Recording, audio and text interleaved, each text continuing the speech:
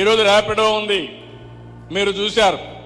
ఆ ర్యాపిడో వ్యవస్థాపకులు ఇక్కడ ఈ జిల్లా అతను వాళ్ళ తండ్రి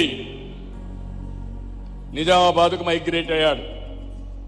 తెలుగుదేశం పార్టీ కార్యకర్తగా ఉండేవాడు. నేను చెప్పిన విషయాలన్నీ వినేవాడు. కొడుకు ఐఐటి చేశాడు. అవన్నీ విన్న తర్వాత వెరీ సింపుల్ సొల్యూషన్ మీరు చూశారు. అతను చేసిన పని మీరు చూస్తే దేశంలో ఉండే ఆటోలు కానీ మోటార్ బైకులు కానీ ఇవన్నీ కూడా ఊబరైజేషన్ ద్వారా ప్రయాణ సౌకర్యం చేశాడు. ఒక ప్లాట్ఫామ్ తీసుకొచ్చాడు. ఒక పక్క వెహికల్ ఓనర్ని, ఆ వెహికల్ ఆపరేట్ చేసే రైడర్ని, ఇంకో పక్క యూజర్ని, ఇద్దరిని పెట్టాడు. టైం పెట్టాడు, రేటింగ్ పెట్టాడు.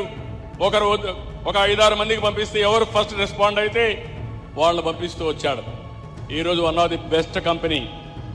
ఐడియా గ్రేట్ కాదు, కానీ ఆలోచించిన విధానం గ్రేట్. ఇంతవరకు చాలా మంది ఊహించుండరు. అలాంటిది ఈరోజు చూస్తే అది $1 బిలియన్ కంపెనీ ఒక 4-5 సంవత్సరాలు అయిపోయిందంటే అది మీకు చేత కాదా అని మిమ్మల్ని అడుగుతున్నా. ఇప్పుడు ఒకసారి నేను మన గౌరవులైన శ్రీ చంద్రబాబు గారిని కలిసినప్పుడు ఆయన ఒక మాట చెప్పాడు. తను ఎప్పుడు ఆలోచించేది ఎప్పుడు తెలుగు వాళ్ళని ప్రపంచం మ్యాప్ మీద ఎలా పెట్టాలి అని.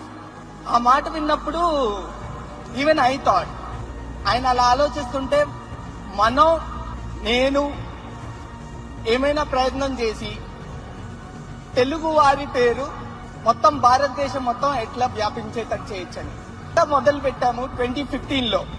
ఈ రోజు ర్యాపిడో భారతదేశంలో 100 సిటీస్ పైగా మేము వ్యాపించున్నాము.